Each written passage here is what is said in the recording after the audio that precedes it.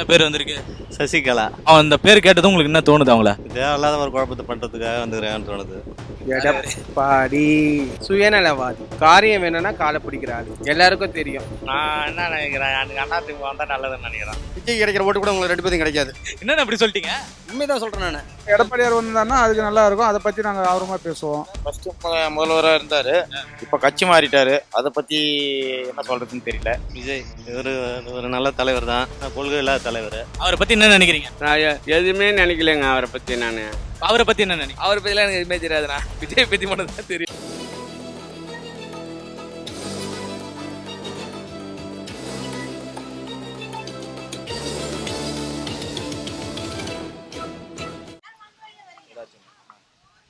அதை பிரிச்சு பாருங்க. சசிகலா. என்ன பேர் வந்திருக்கு? சசிகலா. அவங்கள பார்த்தா அவன் அந்த பேர் கேட்டதும் உங்களுக்கு என்ன தோணுது அவங்கள? தேவையில்லாத ஒரு குழப்பத்தை பண்றதுக்காக வந்துக்கிறேன்னு தோணுது. எதுல? அரசியல்ல. அரசியல தேவையில்லாத குழப்பம். ஏன் இத்தனை வருஷம் இல்லாம ஏன் இப்போ திடீர்னு வந்திருக்காங்க? அதான் எனக்கு தேவையில்லாத குழப்பத்தை உண்டு பண்றதுக்கு. அவங்க வந்து துரோகம் பண்ணிட்டாரு அவரு அப்படின்லாம் சொல்லியிருக்காங்கல்ல. அது வரலாம், முன்னாடியே வந்திருக்கணும்ல. இப்போ வந்து எலெக்ஷன் டைம்ல நிறைய போட்டி இருக்குது. இந்த நேரத்தில் அவங்களும் வந்து ஒரு ஓட்டை பிரிச்சா யார் ஓட்டு பிரிச்சுட்டாங்க அவங்க? எப்பயுமே இப்போ ஒரு 3 போட்டி தான் இருக்கு இப்போ. அதில் இப்போ இவங்க வந்து தேவையில்லாமல் தனியாக அதிமுக ஓட்டே ஆகட்டும் இல்லை மற்ற ஓட்டே ஆகட்டும் அவங்க பிரிக்கிறாங்கல்ல. இவங்க வந்தது அதிமுக தான், அது வந்து நஷ்டம் அப்படி சொல்ல முடியாது. பொதுவாக அப்புறம் அங்கே இருக்கிறவங்க அவங்களுக்கு நெருக்கமானவங்க அதிமுக வேற எங்கேயா போவாங்க. அது இல்லாமல் இதில் அவங்களுக்கும் வழி விடாமல் அவங்களையும் சேர்த்துக்கிட்டு நானும் உருப்படாம மற்றதையும் உருப்பட விடாம இருக்குதுன்றீங்களா? அந்த மாரி ஓப்பனாக என்னால் சொல்ல முடியாது. ஓப்பனா சொல்ல முடியாது, ஆனா அதான் உண்மை. உண்மை. சரி, இதுல இருந்து ஒண்ணு எடுங்க.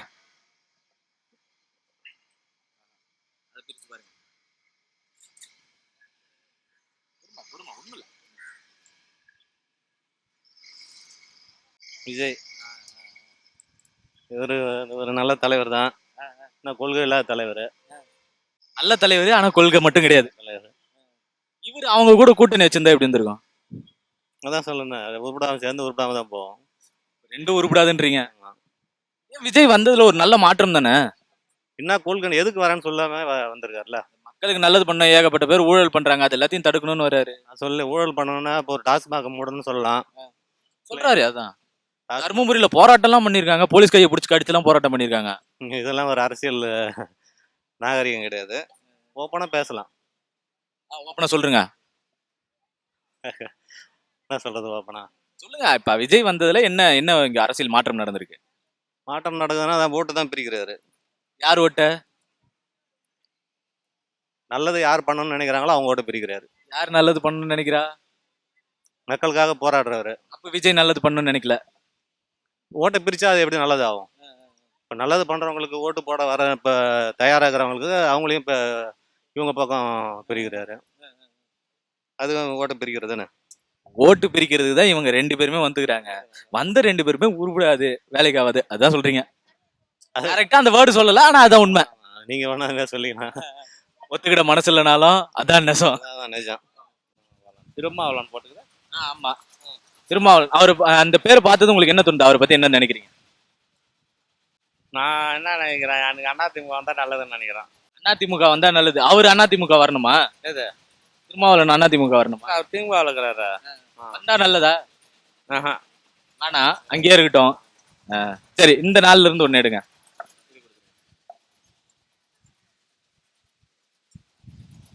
இந்த நாள் இருக்கு.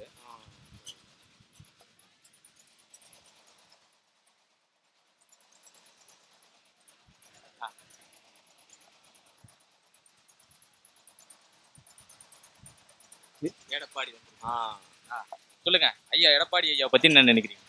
நல்லா செய்வாருங்க. நல்லா செய்வாரா? இது வரைக்கும் மக்களுக்கு அவர் என்ன நல்லா செஞ்சிருக்காரு? நல்லா நல்லா செய்கிறாரு. திட்டம் நிறைய திட்டம் செய்திருக்கிறாரு. எலெக்ஷன்ல ஜெயிச்சிருவாரா? ஜெயிச்சிருவாரு. எப்படி சொல்றீங்க? அவரு தான் இப்ப ஆளே காணோம் எலெக்ஷன் முடிஞ்சதுக்கு அப்புறம். கண்டிஷனா அதான்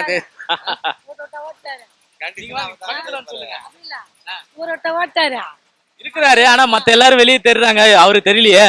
மக்களுக்காக உழைப்பாரு எடப்பாடி. மக்களுக்காக உழைப்பாரு. அவர் சொன்னதெல்லாம் செய்வாரு. ஆனா அப்படி சொன்னதெல்லாம் செஞ்சாரு. அதுக்கு முன்னாடி 4 வருஷம் அவர் ஆட்சியில இருந்தாரு. இப்ப அவர் இல்லையே, ஆட்சியில இல்லாம போயிட்டாரு. வர போறாரு, மறுபடியும் கண்டிப்பா வந்துருவாருன்றீங்களா? கண்டிப்பா வருவாரு, மறுபடியும் கண்டிப்பா தொடுவாரு. எப்படி சொல்றீங்க அவர் வந்துருவாருன்னு? நம்பிக்கை தான். நம்பிக்கை அதானே எல்லாம். தங்கம் ஜுவல்லர்ஸ் மாதிரியா?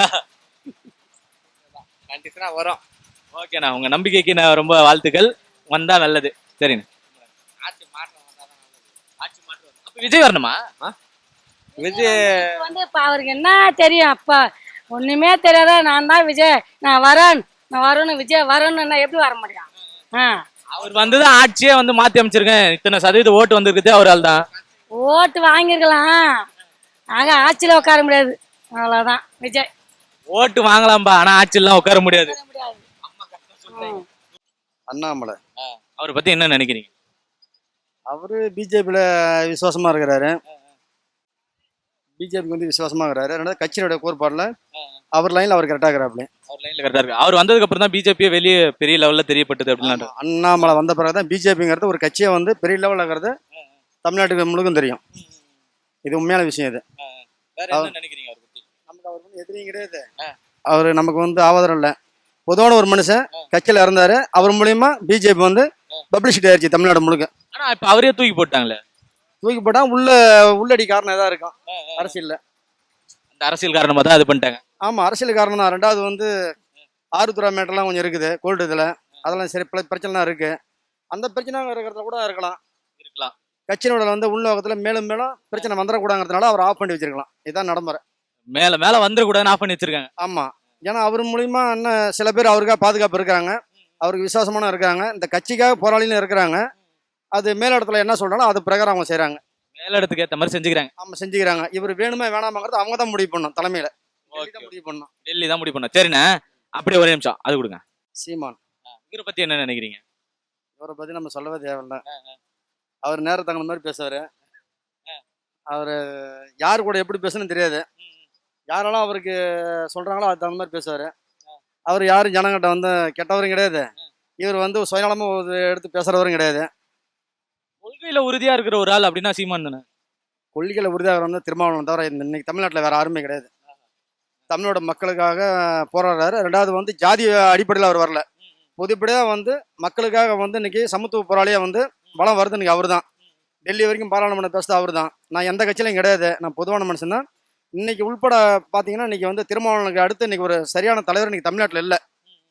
அதனால் நல்ல பேச்சு திறமையிலையும் சமுதாயத்துக்கும் பொதுவான மக்களுக்கும் சரி, இந்த சென்னையில் தமிழ்நாடு முழுக்க இருக்கிற அனைத்து ஜாதிக்குமே வந்து ஒரு பொதுவான மனிதனாக இருக்கிறாரு. அதுக்கு திருமாவளவன் ஒரு எடுத்துக்காட்டு தான். இவர் இல்லைன்னா தமிழ்நாட்டுக்கு இன்னொரு தலைவர் யாரும் கிடையாது இந்த மாதிரி மக்கள் போராட்டத்துக்கு. இவரை பத்தி சீமான் பத்தி எடுத்துட்டு திருமாவளவன் பத்தி பேசிட்டு இருக்கீங்க. ஆமா, அப்புறம் அவர் மாதிரி இவர் வந்தது அப்புறம் ஆரம்பத்தில் கரெக்டாக வந்தாரு. அதுக்கப்புறம் அவர் வரல. இன்னைக்கு ஆர்எஸ் பத்தி பேசுறாரு. அன்னைக்கு அண்ணாமலை கழுவி ஊத்தினாரு. இன்னைக்கு அண்ணாமலையை பத்தி பேச்சு எடுக்கல, பிஜேபி பத்தி பேச்சு எடுக்கல. இன்னைக்கு பிஜேபி என்ன சொல்லுது அது மாதிரி இருக்கிறாரு அப்படின்னு அவர் சொல்றாங்க மக்கள்லாம். நான் மட்டும் சொல்லல, பொதுவான கருத்தா அது. அது யார்கிட்ட இருந்து எப்படி வருதுன்னு தெரியாது. ஓகேண்ணா, இப்ப இவங்க ரெண்டு பேரும் இப்ப முன்னாடி சீட் எடுத்தீங்களா அண்ணாமலை சீமான், இவங்க ரெண்டு பேரும் கூட்டணி வச்சா எப்படி இருக்கும்? விஜய் கிடைக்கிற ஓட்டு கூட உங்களுக்கு ரெண்டு பேரும் கிடைக்காது. என்னன்னு அப்படி சொல்லிட்டீங்க? உண்மைதான் சொல்றேன் நான். விஜய் வந்து ரசிகர் இருக்கிறாங்க. அதாவது அவரோட அரசியல் தெரியலனாலும் அவருக்கு நிறைய சொல்லிக் கொடுக்க ஆள் இல்லை. அவருக்கு சொல்லிக் கொடுக்க ஆள் இல்லை. அதனால வந்து அவர் சில யாருக்கு அவருக்கு முன்னோட்டம் கொடுத்து என்னென்ன சொல்றாங்களோ அது பிரகாரம் போறாரு. இன்னும் தெளிவான அரசியல் அவருக்கு இன்னும் வரல. ஆனா நல்ல மனுஷன் வந்தா யாரோ ஒருத்தர் நல்லது செஞ்சா சரி. யாராவது ஒருத்தர் நல்லது செஞ்சா சரி. நானே பிரிக்கிறேன், என் கையால பிரிக்கிறான்னு நல்ல பேரா வரட்டும். என்னங்கண்ணா அப்படியே படிங்க. சகிலா. சசிகலா. சசிகலாவா? சகிலான்ட்டீங்களே, அவங்கள பத்தி என்ன நினைக்கிறீங்க? நீ பேச கூட விரும்பல போல அவரு. ஏன்னா அவங்க பேர் வந்து நான் பேச முடியாது.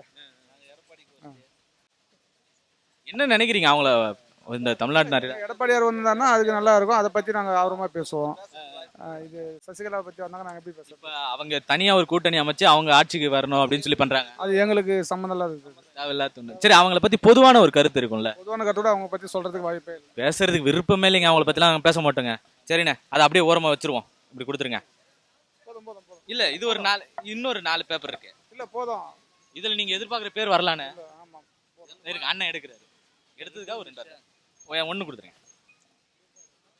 மேல இருக்கு.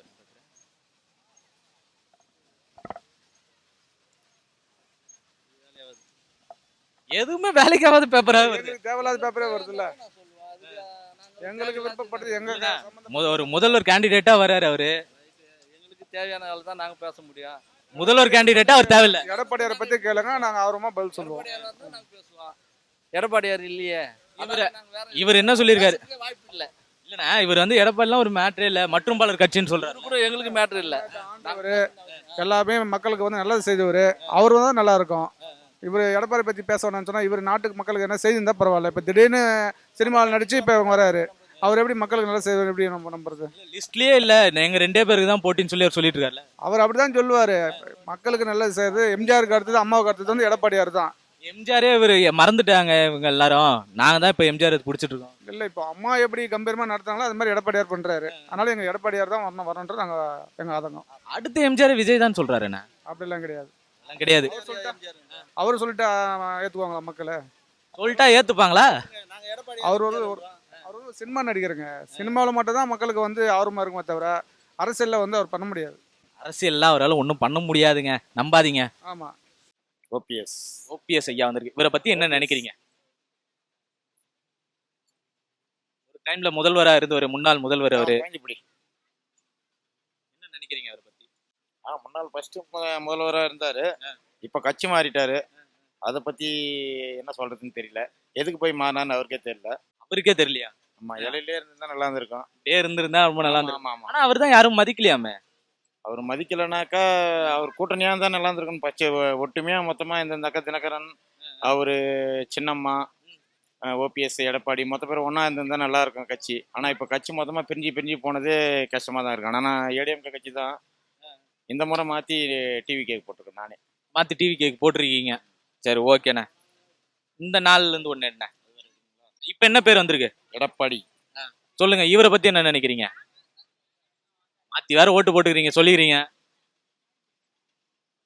அண்ணே அண்ணே இங்கண்ணே சொல்லுங்கண்ணே. மாற்றி தான் ஓட்டு போட்டுட்டேன். ஆனால் அதான் எப்பவுமே இலைக்கு தான் போடுவேன் நான். ஏன்னா எங்கள் வீட்டில் எல்லாருமே ஏடிஎம்கே தான். அம்மா இருக்கும்போது அம்மா ஆட்சியில் போட்டுட்டு இருந்தேன். இடையில விஜயகாந்த் முரசு கூட்டணி இருக்கும்போதும் முரசுக்கு போட்டேன். அந்த மாதிரி இப்போ இவருக்கு எடப்பாடிக்கு தான் போடணும்னு பார்த்தேன். சரி, என் பொண்ணு ஆசைப்படுதுன்ட்டு விஜய் போட்டேன். அப்படியே இப்போ மாற்றி போட்டீங்க. ஆமாம், எடப்பாடி விட்டு கொடுத்துட்டீங்க. இத்தனை வருஷம் எதுவும் வந்து விட்டு கொடுத்துட்டீங்க. அப்ப ஆமாம், இந்த ஒரு முறை சரி மாற்றி போடுவோன்னுட்டு தான். சரி, எடப்பாடி வந்ததுக்கு அப்புறம் ஏன் மாத்தி போட்டீங்க? அதுக்கு முன்னாடியே மாத்தி போட்டுருக்கலாம்ல. அதுக்கு முன்னாடி மாற்றி போடல யாருக்கும். ஏன்னா எப்பவுமே இலையில தானே இருந்தோம். அதனால இந்த முறையும் இலைக்கு தான் போயிட்டு நான். சரி, என் பொண்ணு கேட்கவே அதனால விஜய் கிட்ட அந்த விரல தொடும் போது மனசுல பொண்ணு ஞாபகம் வந்துருச்சு. கண்டிப்பா என் பொண்ணு பாஸ் போட்டு விட்டாரு எடப்பாடி ஐயா. ஆமா, பாஸ் பண்ணி விட்டாரு தான். கொரோனால எவ்வளவு பாத்துக்கிட்டாரு, அவர் தானே சொன்னாரு. ஆமாமா, கொரோனா பண்ணலாமா? பண்ணதான் கூடாது. அந்த இடத்துல வந்து என் பொண்ணு பாசம் கொஞ்சம் தடுத்துச்சு. பாசம் தடுத்துருச்சு. வேற எதுவும் இப்படி பண்றது அது அரசாங்கப்படி, அதாவது தேர்தல் ஆணையத்தின் விதிப்படி தப்பாச்சு. அப்படி பண்றது தப்புதான். அதுக்குன்னு வீட்டுல இருக்கிற பொண்ணை விட்டு கொடுத்துட முடியாது. விட்டு கொடுக்க முடியாது. பொண்ணுக்காக நாங்க ஓட்டு போடுவோங்க. ஓட்டு என்னங்க, என்ன வேணாலும் பண்ணுவோங்க. அதுதான், வேற எதுவும். அண்ணாமலை, அவரை பத்தி என்ன நினைக்கிறீங்க? அவர் வந்து ஒரு விமர்சனம் பண்ற ஆள்னு நினைக்கிறேன். எப்படின்னா வந்து நம்ம வந்து ஒருத்தவங்களை வந்து கூப்பிட்டு இப்படி தான் பேசணும், இப்படி தான் பண்ணணும்னு சொல்ல வேண்டிய அவசியமே இல்லை. அவரே ஒரு வேறு ஃபீல் பண்ணிட்டு போயிடுவார். நம்ம என்ன சொல்கிறோமோ ஏது சொல்கிறோமோ, எங்கே ஒரு ஒன்று சொல்லுவார், அங்கே ஒன்று பேசிட்டு போயிடுவார். அவரோட விமர்சனம் அந்த மாதிரி. எப்படி பார்த்தாலும் அவர் வந்ததுக்கு அப்புறம் தானே பிஜேபி வெளியே தெரிய ஆரம்பிச்சிருக்கு. அந்த அளவுக்கு ஸ்ட்ராங்கான ஒரு ஆள் இல்ல. இருக்கலாம் ப்ரோ. இருந்தாலும் அவர் வந்து அங்கே என்ன சொல்கிறாங்களோ அது, அந்த மாநிலத்தில் என்ன சொல்கிறாங்களோ அதை பேச்சு கேட்டிருந்தா அவரும் சொல்வார். பட் அவரும் தனித்தாக எல்லாமே பேசிட முடியாது. எல்லாம் படிச்ச ஒரு ஆள் அரசியலில் வந்திருக்காருன்னா அது அவர் சொல்லலாம்ல. டெஃபினெட்லி அவர் படிச்சிருக்காரு, அந்த படிப்புக்கு ஒரு ரெஸ்பெக்ட் கொடுத்தாகணும். பட் ஆனால் அவர் எந்த இடத்துல எப்படி பேசணும்னு தெரியாத பேசிடுவார். சில நேரத்தில், மற்ற நேரத்தில் கரெக்டாக தான் பேசுவார். எல்லா இடத்துலையும் எவ்வளோ அருமையாக பொறுமையாக உட்காந்து நிதானமாக அண்ணா பார்த்தீங்கன்னா அப்படின்னு எவ்வளோ பொறுமையாக பேசுறாரு. பேசினாலும் பட் அவர் ஸ்பீச் நான் அந்த அளவுக்கு பார்த்தது இல்லை. ஏன் பார்க்கல? இன்ட்ரெஸ்ட் இல்லை. என்ன இன்ட்ரெஸ்டே இல்லைன்னு அப்படிப்பட்ட ஆளா அவரு? இல்லை அப்படிலாம் ஒருத்தவங்களை தரக்குறைவாக பேச முடியாது. அவர் மேலே எனக்கு இன்ட்ரெஸ்ட் இல்லை. மேலே ஒரு இன்ட்ரெஸ்ட் இல்லை. இப்போ அவர் வந்து இப்போ எங்களுக்கு தெரிஞ்ச இடத்துல பேசியிருந்தா நாங்கள் அவர் பார்த்து நம்ம அவர் பேசுறது மேந்து போயிருப்போம். பட் ஆனால் அவர் பேசுறது நான் பார்த்ததில்ல. சரி, ஓகேண்ணா. இந்த 4 சீட்லேருந்து ஒன்று எடுங்க. எடப்பாடி சுயநலவாதி. எப்படி சொல்றீங்க? காரியம் வேணும்னா காலை பிடிக்கிற ஆள். எல்லாருக்கும் தெரியும். தன் தேவைக்கோசம் காலை பிடிப்பார், தன் தேவை முடிஞ்சோன்னு தூக்கி போட்டுருவார். என்ன கேட்கறதோட எடப்பாடி பற்றி கேட்குறது, ஓ பன்னீர்செல்வத்துக்கு கேட்டிங்கன்னா அவர் கிளியராக சொல்வார். ரெண்டும் கூட்டு களவாணி தான்.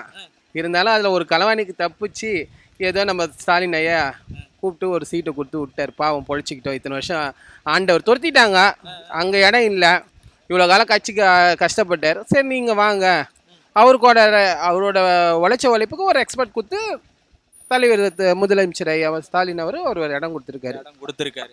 அந்த இடத்த அவர் பயன்படுத்தி ஜெயிச்சிரு வர வாய்ப்பு இருக்கா? ஜெயிச்சிருவாரு. இந்த 2 பேர் கூட்டணி பாத்தீங்களா? இப்ப அண்ணாமலையா இருக்கட்டும், இவரா இருக்கட்டும், முன்னாடி மாநில தலைவரா இருந்தாரு அண்ணாமலை, இப்ப அவருக்கு சீட்டே கிடையாது. இவங்க 2 பேர் இப்ப அவர் தலைவரா அந்த எடப்பாடி ஐயா, இவங்க 2 பேரும் சேர்ந்து கூட்டணி வச்சிருந்தாங்க. இந்த 2 தலைமையில இருந்தா ஜெயிச்சிருக்க வாய்ப்பு இருக்கா? யாராரு? அண்ணாமலையோட தலைமையில பிஜேபியும், இந்த பக்கம் எடப்பாடி ஐயா இந்த தலைமையும் ரெண்டும் சேர்ந்து ஜெயிக்கிறதுக்கான வாய்ப்பு இருக்கா? இல்லை வாய்ப்பு இல்லை ப்ரோ. எப்படி சொல்றீங்க வாய்ப்பு இல்லை? வாய்ப்பு இல்லை. ஏன்னா திமுக வந்து எல்லாமே செய்கிறாங்க, டிஎம்கே எதுவுமே செய்யாத இல்லை. இந்த 5 வருஷம் தலைவர் வந்து கொடுத்தாங்க, அந்த கொடுத்ததுக்கு அவர் வேலை ஃபீல்டு ஒர்க் பண்ணுறாரு. எந்த இதுவும் நாங்கள் திருவல்லிக்கேணி சேப்பாக்க தொகுதியில் தான் இருக்கிறோம். அவரோட டெப்டி சிஎம் உதயநிதி ஸ்டாலின் அண்ணா வந்து எல்லா நேரத்திலும் வந்து எங்களுக்கு எல்லா உதவியும் செஞ்சுருக்காரு. மழை நேரத்துலையும் சரி, கொரோனா டைம்லையும் சரி, பரிசு பொருட்களும் சரி, எஜுகேஷன், ஸ்போர்ட்ஸு எல்லா விஷயமும் நல்லா பண்ணி கொடுத்துருக்காரு. நல்லா பண்ணியிருக்காரு. டெஃபினெட்லி. ஓகேண்ணா, ரொம்ப நன்றி. Vote for DMK. இல்லை, ஓட்டு போட்டுலாம் முடிச்சாச்சு. நெக்ஸ்ட் டைம் போட்டாலும் டிஎம்கே போடுங்க, பயனுள்ளதாக இருக்கும். இன்னும் 5 வருஷம் கழிச்சு அங்கேயே போடுங்க. ஆமாம், கண்டிப்பாக. என்ன பேர் வந்திருக்கு? எடப்பாடி. எடப்பாடிங்க. அப்படியே கேமரால காட்டிருங்க. அதை திருப்பி காட்டு. ஓகேண்ணா, அவரை பத்தி என்ன நினைக்கிறீங்க?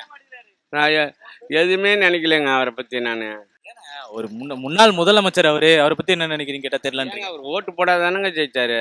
எப்படிங்க நம்ம போய் நம்ம ஓட்டு போட்டு ஜெயிச்சாருன்னா பரவாயில்ல. பணத்தை கொடுத்து ஜெயிச்சு வந்தாருங்க. 100 கோடியை கொடுத்துட்டு வந்தாருங்க. சசிகலா அம்மா ஜெயிக்க வச்சாங்க, பணத்தை கொடுத்துன்றீங்க. சசிகலா அம்மாவுக்கு கொடுத்துட்டு தலைமையை கொடுத்துட்டு வந்துட்டாங்க, வேற ஒன்றும் இல்லை. ஆஹா, அருமையான பேர் வந்திருக்குது. என்ன பேரு? கேமரால காட்டுங்க, நான் சொல்லிடுறேன். விஜய். அவரை பத்தி என்ன நினைக்கிறீங்க? அவரை பத்தி நம்ம எதுவுமே நினைக்கலங்க. நினைக்கிறதுக்கு வாய்ப்பு இல்லையா? இல்ல. ஆட்சி அமைச்சிருவாரா? ஒரு 5 வருஷம் கழிச்சு அனுப்பிப்பாரு. இன்னொரு 10 வருஷம் கழிச்சு தான் வருவாரு. 10 வருஷம். ஏன் 10 வருஷம்? அவர் வந்து கஷ்டப்பட்டு எல்லாம் ஆட்சியில வந்தாதான் தெரியும். வந்த உடனே உட்கார முடியாதுங்க ஆட்சியில. கம்மி. இன்னும் ஒரு 5 வருஷம் கழிச்சுன்னா பேசலாம். அடுத்த ஆண்டுல வாய்ப்பு இருக்கு. ஆமா, இந்த ஆண்டுல வாய்ப்பு இல்லை. மக்கள்கிட்ட காட்டுங்க. கிளி ஜோசியம் போய் இப்போ மனசு ஜோசியம். அப்பா பார்த்தீங்களா, இங்க ஆசைப்பட்டது வந்துருச்சா? ஆசைப்பட்டு தான். கண்டிப்பாக ஆசைப்பட்டதுலண்ணா. உண்மையே தானா? எப்படி சொல்றீங்க? உண்மையே தான். ஆமாம்.